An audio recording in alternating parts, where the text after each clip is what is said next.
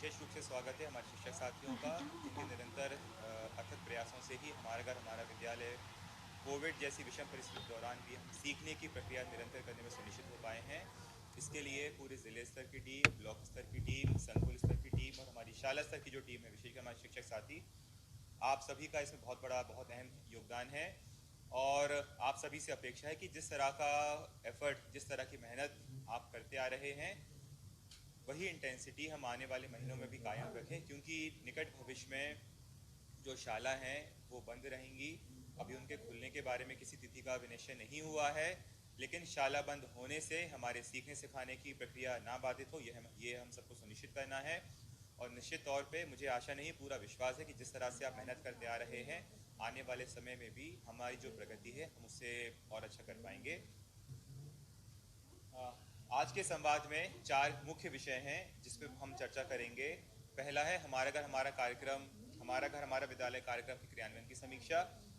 दूसरा, हमारा घर हमारा विद्यालय कार्यक्रम के अंदर भाषा कौशल को और विकसित करने के लिए, बच्चों को रीडिंग के लिए प्रोत्साहित करने के लिए एक नया अभियान हम 24 अगस्त से लॉन्च करेंगे, जिसका नाम है खूब पढ़ो अभियान। इसकी जो रूपरेखा है, इसके संबंध में हम संक्षिप्त चर्चा करेंगे। तीसरा जो आज एजेंडा है, सीएम राइज कार्यक्रम, जो हमारे शिक्षक साथियों के प्रशिक्षण का पोर्टल तैयार किया गया है।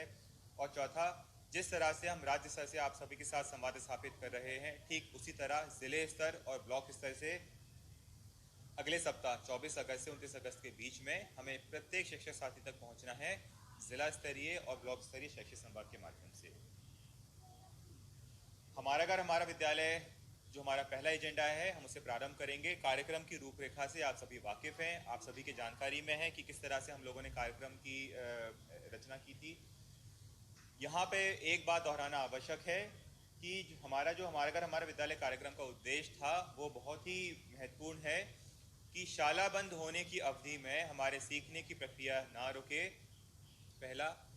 दूसरा, अप्रैल से लेके जुलाई के महीने में हमने जो प्रयास किए थे सीखने की प्रक्रिया को सुनिश्चित करने के लिए, उसमें रेडियो, टीवी और मोबाइल के माध्यम से हमने शैक्षिक सामग्री बच्चों को पहुंचाने का प्रयास किया था। हमारा घर हमारा विद्यालय में उन्हीं सभी सीखने के स्रोतों को समाहित करके एक नवीन कार्यक्रम तैयार किया गया था, जिसका शुभारंभ हमने 6 जुलाई को किया था। आप सभी को यह ध्यान में रखने की आवश्यकता है कि हमारा घर हमारा विद्यालय कार्यक्रम होने के साथ हमारे जो पूर्ववर्ती कार्यक्रम है वो बंद नहीं हुए हैं, बल्कि रेडियो के माध्यम से चलने वाला रेडियो स्कूल कार्यक्रम, व्हाट्सएप पे संचालित डिजी लैब यानी डिजिटल लर्निंग एनहेंसमेंट प्रोग्राम, और टीवी पे जो ऑलरेडी कक्षा 9 से 12 के कार्यक्रम आ रहे हैं, सितंबर 1 से हम कक्षा 6 से 8 के लिए भी टीवी कार्यक्रम प्रारंभ करेंगे। तो टीवी, रेडियो, मोबाइल और आप सभी की ने जो मेहनत की और प्रत्येक बच्चे को उसके घर पे ही टेक्स्ट बुक और वर्कबुक वितरण का जो प्रयास किया है, इन सभी सीखने के साधनों को समाहित कर हमारा घर हमारा विद्यालय वर्तमान में कार्यक्रम संचालित किया जा रहा है। यह इसलिए बताना आवश्यक है कि टेक्स्ट बुक और वर्कबुक के वितरण के बाद भी रेडियो पे भी कार्यक्रम प्रसारित हो रहा है, डिजीलैब पे मोबाइल के माध्यम से भी बच्चों को शैक्षिक सामग्री प्राप्त हो रही है, और निकट भविष्य में हम टीवी पे भी शैक्षिक सामग्री लेके जाएंगे। हम तीनों ही स्रोत को समाहित कर हमारा घर हमारा विद्यालय कार्यक्रम का क्रियान्वयन कर रहे हैं। और निश्चित तौर पे आप देख रहे होंगे कि आप सभी की मेहनत से, परिश्रम से इस कार्यक्रम को हम लोग बच्चे बच्चे तक ले जाने में सफल हो पा रहे हैं। और इसी सफलता की एक कहानी जो जुड़ी है, जो आज हम आपके साथ साझा कर रहे हैं, हमारे ही बीच की एक महिला शिक्षक हैं, श्रीमती सीमा श्रीबाथो, जो खंडवा ज़िले में कार्यरत हैं प्राथमिक शाला में। उनके द्वारा जो मेहनत की गई है उसका एक प्रस्तुतिकरण आपके सामने है।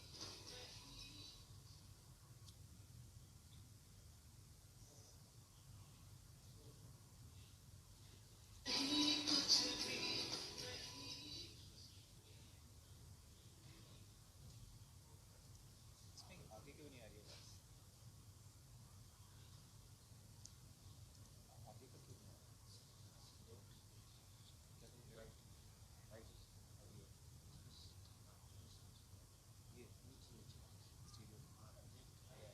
ये लेफ्ट या राइट?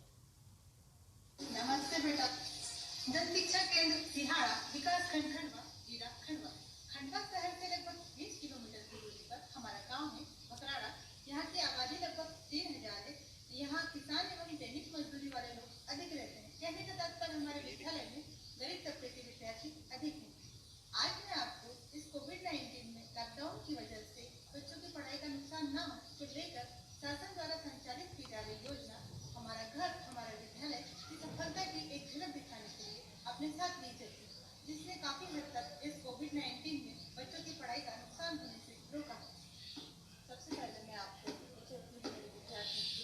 परीक्षा लिखेगा। आइए।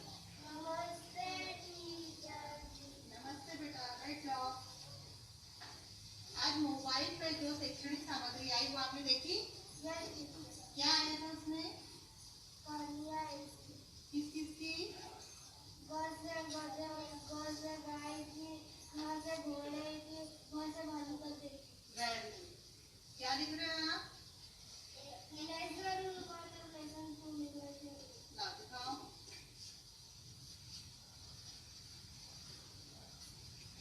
हाथ दिखाओ अपने, हाथ दिखाओ।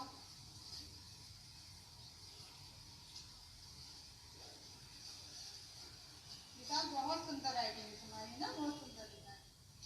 कहानी में गाय को क्या पसंद था? गधे को? हाँ, और गाय ने गधे को क्या कहा था? हाँ, गधे का जब पेट भर जाता था तो गधा क्या करता था? और गाना गाने की वजह से क्या हुआ फिर उसको? आइए अब हम चलते हैं हमारे दूसरे विद्यार्थी के यहाँ, मोहित पन्नालाल और रितेश के यहाँ, जो कक्षा चौथी और छठी में। नमस्ते बेटा, बैठो। रितेश, मोबाइल में जो लेसन आते हैं वो आप देखते हो बेटा? Very good. रेडियो में से देखते हो? रेडियो में क्या आया था आज? बताओ। आपने पोएम सुनी थी आज? मैं बात बोलती हूँ, आप लोग भी साथ में बोलना, ठीक है? मेरे साथ साथ दोहराना।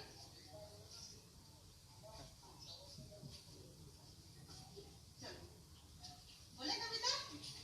बादल बोला पानी भरकर लाया हूँ माली जी। कलियों से फूलों से कह दो मैं आया हूँ माली जी। वेरी गुड है ना? मैं अब आपको मेरा अपने विद्यार्थी से लेकर राधिका देती हूँ। नमस्ते, बैठो। राधिका, आज हम बेटा मोबाइल पर लेसन देखेंगे, है ना?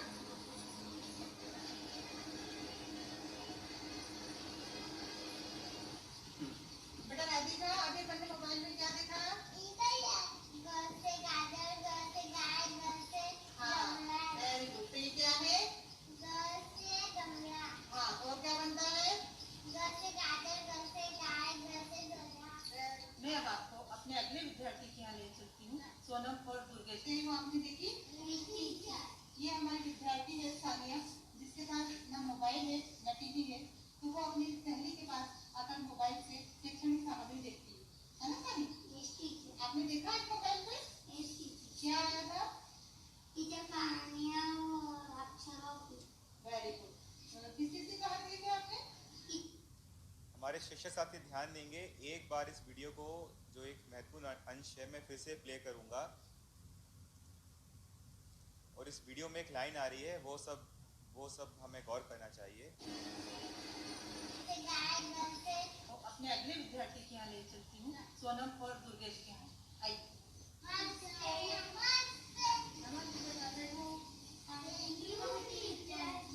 आज मोबाइल पे जो शैक्षणिक सामग्री है वो आपने देखी? ये हमारी विद्यार्थी है सानिया। देखिए, एक बच्ची है सानिया जो वीडियो में दिख रही है, और उसके पास सीखने के साधन के रूप में मोबाइल और रेडियो उपलब्ध नहीं है, तो वो अपनी सहेली है, एक बच्ची है, उसके साथ उसके घर पे आई है पढ़ने के लिए। ना मोबाइल है न टीवी है, तो वो अपनी सहेली के पास आकर मोबाइल से शैक्षणिक सामग्री देखती है ना सानी? आपने देखा इस मोबाइल पे क्या आया था? Very good. किस किस की कहानी देखी आपने?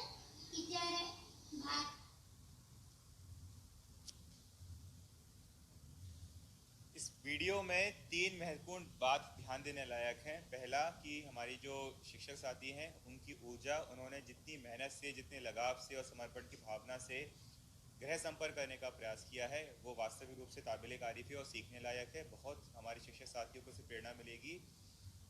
दूसरा, आपने देखा कि वो एक घर में गए हैं, लेकिन वहाँ पे बैठे जो बच्चे हैं 2 और 3 हैं। इसका मतलब ये, जो दूसरी बात हमें इस वीडियो से सीखनी चाहिए कि ऐसे हमारे बहुत सारे बच्चे हैं जिनके पास सीखने के साधन नहीं हैं, तो वो बच्चे जिनके पास सीखने के साधन हैं उनके घरों में आ सकते हैं, वहाँ पे बैठ के अपनी पढ़ाई कर सकते हैं, व्हाट्सएप वीडियो देख सकते हैं और रेडियो पे अपने कार्यक्रम का प्रसारण भी सुन सकते हैं। तीसरा, हमारे शिक्षक के लिए भी कई बार ये संभव नहीं होगा कि प्रत्येक घर पे जाके बच्चे से संपर्क करना। ऐसी स्थिति में जैसा श्रीमती साधना ने किया कि जिन घरों में वो जा रही हैं वहाँ पे आसपास रहने वाले बच्चों को भी हम इकट्ठा कर सकते हैं और एक छोटा सा इनफॉर्मल मोहल्ला क्लास है उसका संचालन किया जा सकता है। मुझे आशा नहीं, पूरा विश्वास है कि श्रीमती साधना द्वारा जो मेहनत की गई है वो बहुत ही प्रेरणादायी काम है और उससे हमारे बहुत सारे शिक्षक साथी सीख लेके इस तरह के प्रयास करेंगे।